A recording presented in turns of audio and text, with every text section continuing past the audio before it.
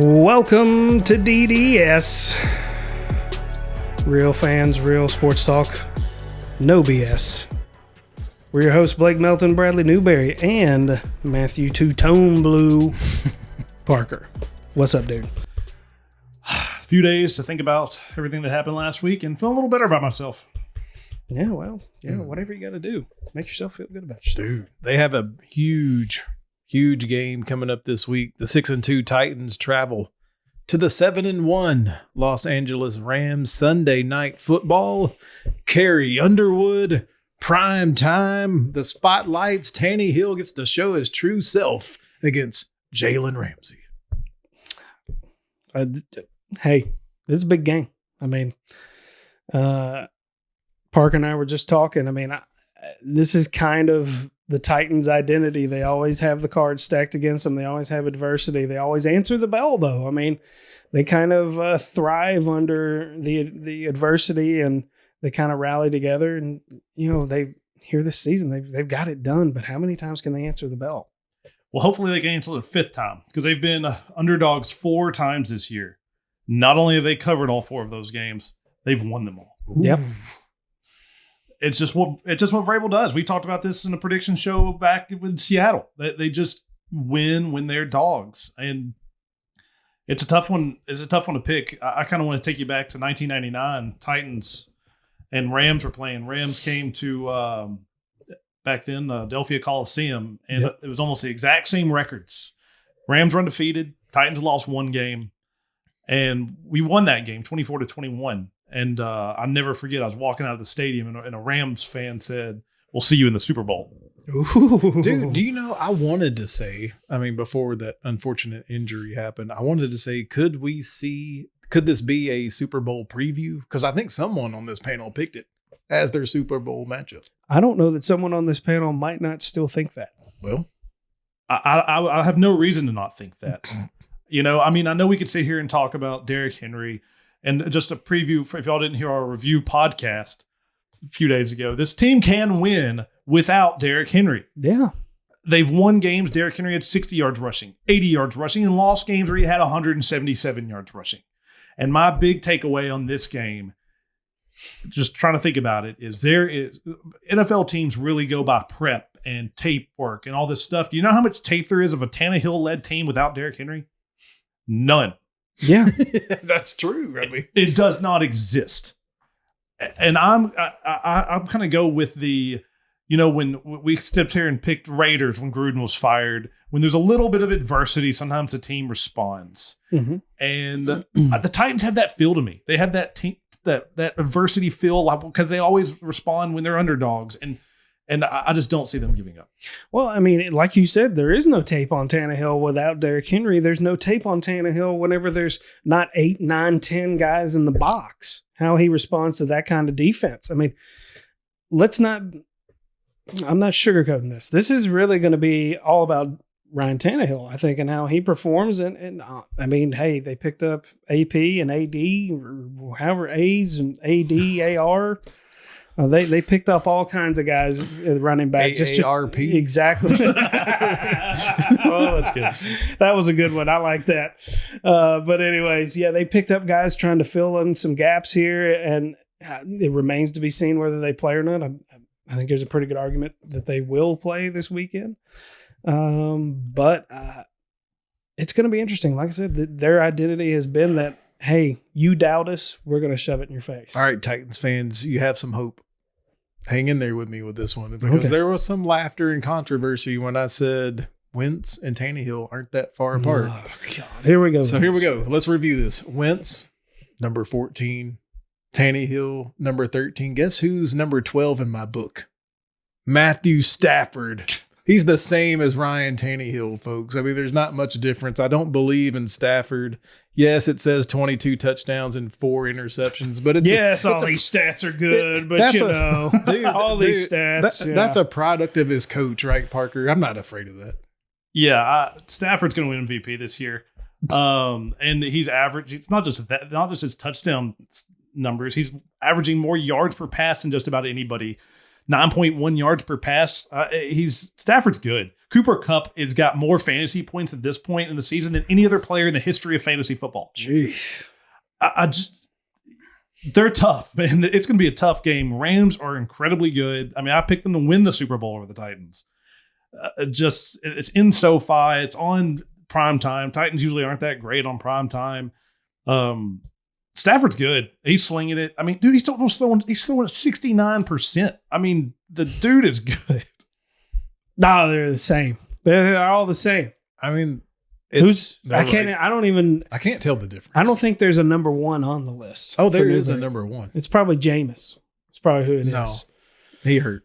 No, it don't matter. It don't matter. He, of all the quarterbacks that are currently playing in the league right now, is the highest passer rating, and it's really not close. I mean, it's Matthew Stafford at 118, and you got Dak at 115, and Kyler at 110. There's some people above Stafford that's not playing. They've been out for a few weeks. So I bet the Jags made Geno Smith above him. For one game, they definitely did. He's at 103 now, Geno is, after that one game. Yeah, but the Titans fans can't be afraid of Stafford. That's just a product of the system. I mean, if you're as a Titans fan, I don't want to speak for Matthew, but I mean, it doesn't really bother me that they're, so heavily and under. What are they? 7.5? 7.5. That doesn't really bother me. I mean, we've been here. This is kind of where we live. We're used to being looked over, and as you said, I think this team kind of embraces that. Mike Vrabel really uses that in the locker room to kind of stir the guys up, and the guys seem to respond. And we may win a little different this time, but then again, we don't know what we're going to get here. So I mean, it's not only that other teams don't have tape on it, we don't have tape on it. What I mean? So, but I have no reason to doubt these guys until they give me a reason to doubt them. So.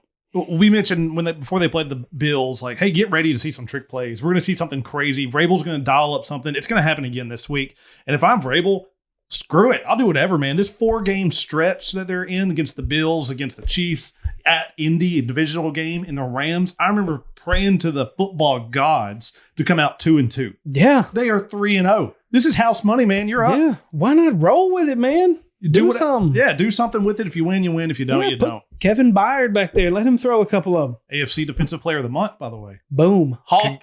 Congratulations. MTSU's own. Mayor Murphysboro. Hey, one more thing before you give your picks here. Remember this before you make your selections. Could be a look-ahead game for the Rams. Guess what they got next week? Monday Night Football on the road in San Francisco. I think there's something to that, and that's going to influence my pick here as well, because I think that they see Derrick Henry not in the lineup, so they're like, easy victory, not worried about this, going to look ahead, not a division game or anything like that.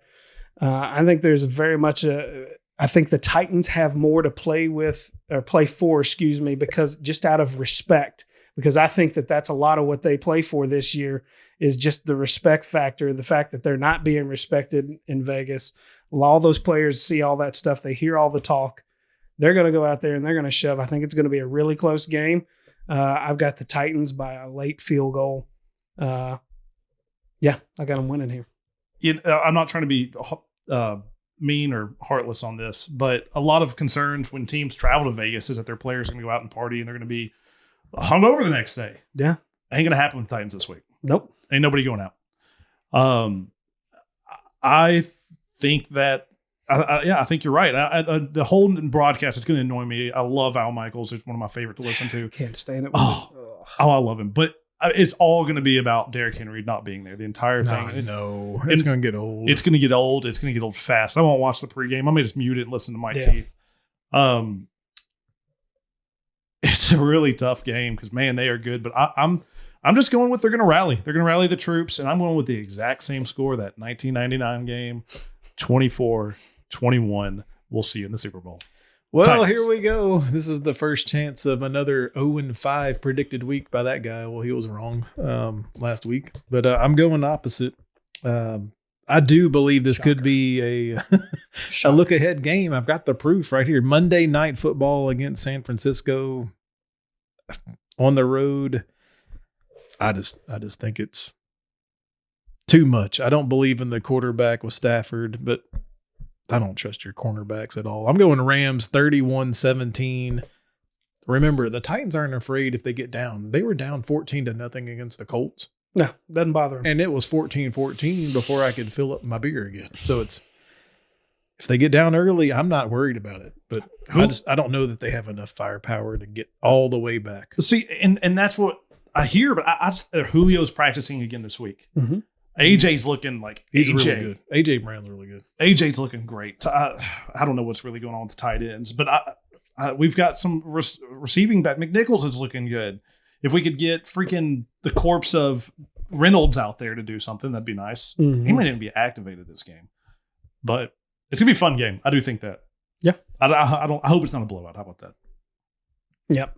It's kind of tough because we're looking at it through some rose-colored glasses for sure. Very. Are you kidding me? Yeah. But, I think we can agree this next game might be a blowout. Oh. The 5-2 Buffalo Bills bringing Buffalo Mafia down to Jacksonville.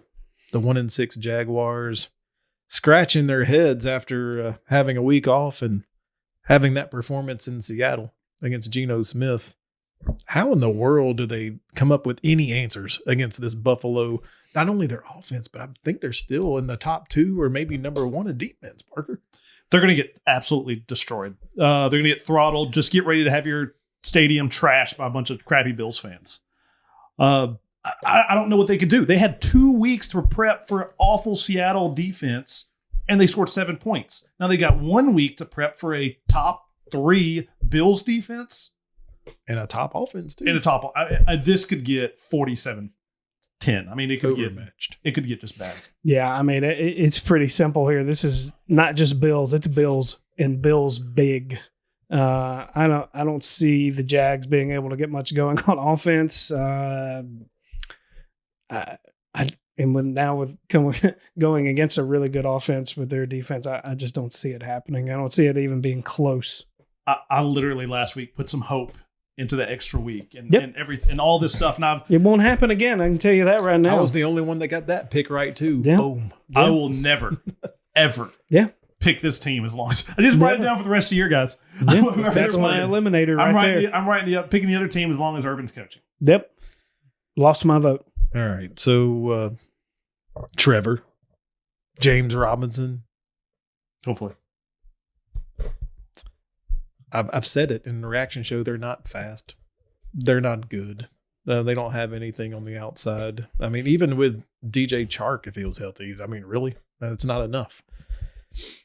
Defense is absolutely dreadful. If you're letting Geno Smith go in 14-14, Josh Allen gets back into the MVP race after this game, folks. I'm going Buffalo 42-13 in a blowout. And I'm the Jags fan. I'm copying just exactly what you said there. I'm just going to do the exact same thing. I won't be taking Bills because I refuse to, when we do our picks, 14 points is just too much for me. But I think it's going to be an absolute. Yeah, I'm going same score. So I'm going no respect. I think it's 42-3. I don't think they score a fucking touchdown. How do they get to 14? Yeah. Oh my gosh. And then we're going to talk about the 7-1 Arizona Cardinals with Kyler Murray going to the 3-4 San Francisco 49ers. I guess it's Jimmy G again. Do either one of you have any insight? I don't know why this line's moving so much, Parker. So it's moving. There's a few reasons. Let me take you back a few weeks, fellas. 49ers should have won the first meeting the time these two teams played. San Francisco went 1-4 on that game in fourth down, which isn't going to happen. They were stopped by scoring for about an inch, and they lose by 1 score to a healthy Cardinals team. Fast forward to also in that game, by the way, Trey Lance was making his first career start. They were super healthy. They didn't have George Kittle. They didn't have any people. Fast forward to today, you got the Cardinals. Kyler's hurt. Kyler may not even play. Then you've got Hopkins is hurt. Yeah, he's going to play, but he's got a hamstring. Yeah, we know how that is for a receiver. You get 1 reception, you're done. AJ Green may be out. He's out with COVID. Is he out officially? I knew he was on the COVID list. Maybe he's not out officially. And with Kyler doesn't play, their backup, it's Colt McCoy. Oh, jeez. So that's why the line reversed. Because I'm sure bets are coming in on Arizona here, 7-1. 49. Yeah, they're coming in on it because they see the record, but the 49ers are more healthy. The 49ers are a better team here. Cards are sitting in 7-1. They're sitting pretty. The 49ers, this is for their season. If the Cardinals want to say, hey, Kyler's not healthy, let him sit, man. Sit him down. Let's sit him down for a little bit. That doesn't affect them whatsoever. 49ers have to win this game no matter what. And even if Kyler does play, he's not going to be mobile.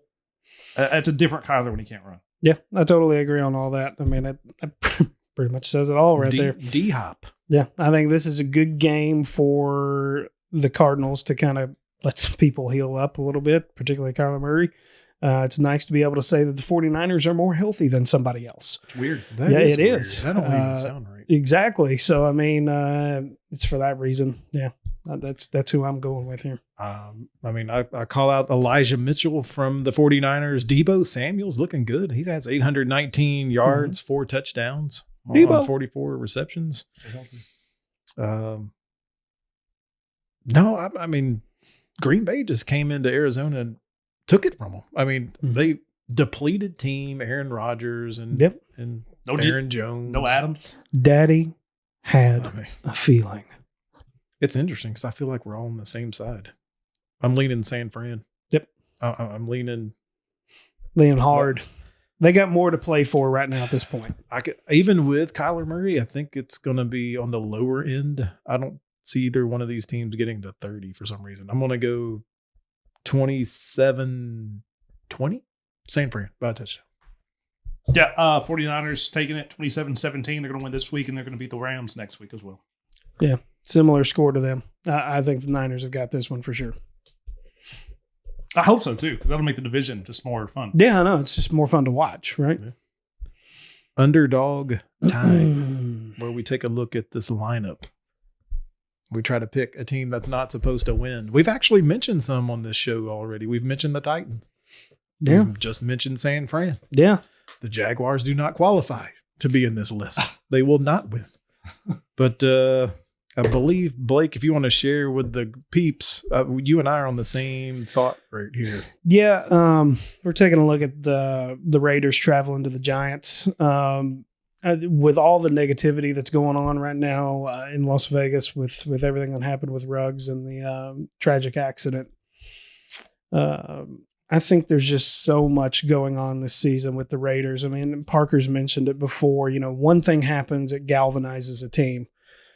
Several things start happening all in one season. It can start to work against them. And I think this in particular, with it dealing directly with a player and a poor choice that was made, I think it's just too much when you combine that and having to travel across the country. I thought the Giants really played well in Kansas City, too. Now they get to go back home. They get the Raiders coming from. Everybody's been playing good in Kansas City lately. Well, that's something to be said. But the Raiders are coming across doing that East Coast thing.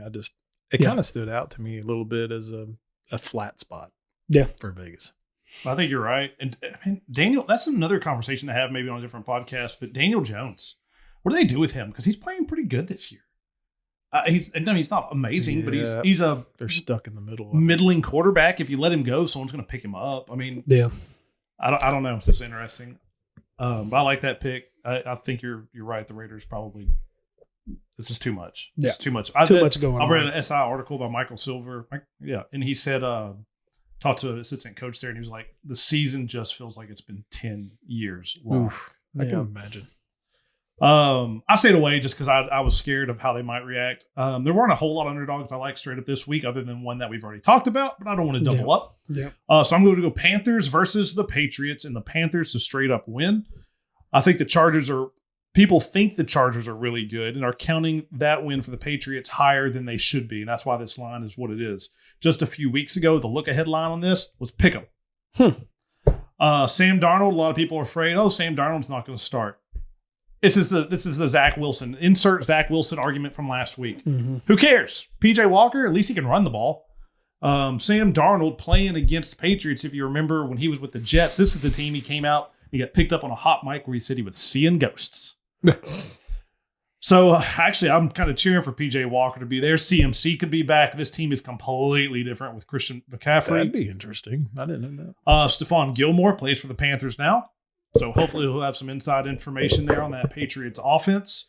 Carolina's defense is legit. They've got like 3 of the top 25 cornerbacks. I mean, really good. Their worst cornerback right now, shockingly, is from Jacksonville, who they just traded Dan Arnold for. Every time I got to find it. So I'm going to take. Yeah, but they're all the same. It's like 15 and 16. Wait, we're not talking about quarterback. The quarterback. I'm taking Panthers to beat Belichick. I'm putting my faith in PJ Walker or Sam Darnold. I don't really care. I think they win. Best bet time. We can take either the favorite or the underdog. Something that we may drop $5, $10, $20, $1,000 on. Trying to make some money for DDS. Blake, have you identified a game you'd like to make some money on? Yeah, we got to pay for all this shit somehow, right? Battle of Ohio going on. Oh, no. Battle for Ohio. Didn't you want to erase the state? I did. I really did. Wait, before you break this down, anybody shedding any tears for Odell Beckham? He's out there running wide open. Throw me the ball. He's not going anywhere. Cleveland's stuck with him, right? I don't know. Honestly, he's not practicing. He's not. I don't know what's going on. They've just basically said he's no longer going to play. Yeah, they're like, stay home. I mean, why didn't they trade him? Maybe they couldn't. Yeah, I don't know the ins and outs of his contract. So, I mean, there may be something there. Maybe he's a boat anchor at this point. But yeah, Battle for Ohio. I think that what we're looking at here is we got two quarterbacks in Joey Football, Joe Burrow, and Baker Mayfield in Cleveland. One is really concerned about filming commercials, and the other one, I think, is more concerned about winning football games.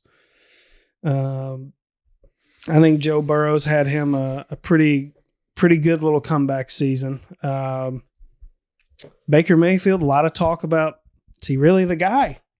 A lot of commercials out there, at home with Baker, handing out nachos in their Halloween bags and everything. But I think so. Right now, they got the Bengals favored by 2.5. I think this is Joey Football's opportunity to really put his stamp on the state of Ohio and say, this bitch is mine. I think it's easily a field goal. I think it's going to be more like a touchdown. He needs a bounce back game. He does. Big lead, thrown away behind Mike White and the Jets. Yep. Bounce back time. Totally. Magic Mike. Mike effing White, as they called him in the locker room. I put $1 on Mike White tonight. I mean, we're recording this on Thursday, but I put $1 on Mike White to cover a 10.5 point spread against the Colts. Yeah. $1. So. I don't know how confident I am. Very confident. He's either going to come out and have 400 yards or like 82. Yeah. He's the only quarterback other than Cam Newton in his first start to throw for 400 yards. Gee. I don't know how Cam followed that up. Super Cam. Hey, where is Cam? I think he's sitting with Adrian Peterson. But they're all the same. I am going to go down to Falcons versus the Saints. I think this is a great spot for the Falcons. We don't even know who the Saints quarterback is. That's true. Like, is it going to be Trevor Siemian? Is it going to be Taysom? Tom Brady knows who their quarterback is. Tom Brady. Right. I mean, he's right behind him. He just got beat. Trevor Siemian's, right. He's above Tom. Siemian, he just beat Tom Brady. Siemian was on the Titans for a brief second, and that guy sucks. Yeah. He's so bad. Yeah, I don't know how that happened. So this is purely a numbers thing. It's set +7. Over the last 7 years, Sean Payton only covers 41% of the time at home when favored. They're 0-2 this year when favored by more than 3. Last year they beat Tampa. Guess what they did the next game? They lost. Falcons +7 has a very Jets feel from last week. I think they could straight up win. I think the line's overreacting to Calvin Ridley not being there. I mean, if Derrick Henry's worth 1 point, what is Calvin Ridley worth? I think Saints win this, but I think Falcons cover. Okay. I'm going along the same lines. I'm taking an underdog as my best bet this week. And I'm riding the backup quarterback train. Okay. It's been profitable. Aaron Rodgers is out this week. Mm-hmm. I'm looking 2 weeks, just 1 week. We'll see. Yeah, we'll see. But for this week, I'm going to go with the backup quarterback train. Also, you mentioned Kansas City's not the same Kansas City looking team at this point. To back Kansas City, you're going to have to lay 7.5 points. I think it's too much. I'm going to take Green Bay getting 7.5 points and Jordan Love time. He should have some of the weapons back that even Aaron Rodgers didn't have last week. Aaron Jones, just run him, throw it to him. He's proven he can catch the ball. Can they win? Maybe. But I love getting 7.5 points, Parker, in that game. I love it. I'm excited to see Love. I mean, they drafted this guy in the first round. He's got to not suck, right? I don't know. Nobody knows. Who knows? I want to see it so bad. It's one of my favorite games that I want to watch this. That's why I love having primetime games. So you can watch all these type of games. But yeah, and you're right. We may not see Aaron Rodgers next week. The earliest he can report to the practice field is the day before the next game. Jeez. I'll see. That's if everything goes as planned, right? Yep. Nothing in the NFL is as it's planned. And we've all felt it here in Tennessee. Totally. Definitely felt it in Duval. Yeah. So, got to be able to roll with the injuries, roll with the punches. I guess so. We'll see what the Titans look like in prime time. We will. All right, guys. Well, thanks for joining us today for our NFL Pick Show. Be sure to check us out at DDS Sports Talk on Twitter. Let us know what you think about our picks. Are we getting a little bit too overzealous here with the Titans being down Derrick Henry, traveling across the country to play the Rams? I don't know. Maybe there's an argument to be made there. Tell us what you think there. I appreciate the free victory. Wow. That they've given me again. Wow. Okay. What's the record over there for the Titans picks? Oh, my Titans. I'm 2-6 picking the Titans. So don't listen to me. Don't listen to me. Yeah, no, seriously. Parker, any closing thoughts? Tannehill for more than 350 this week. Wow. You heard it here first, folks. Two-tone blue all the way. You guys be well.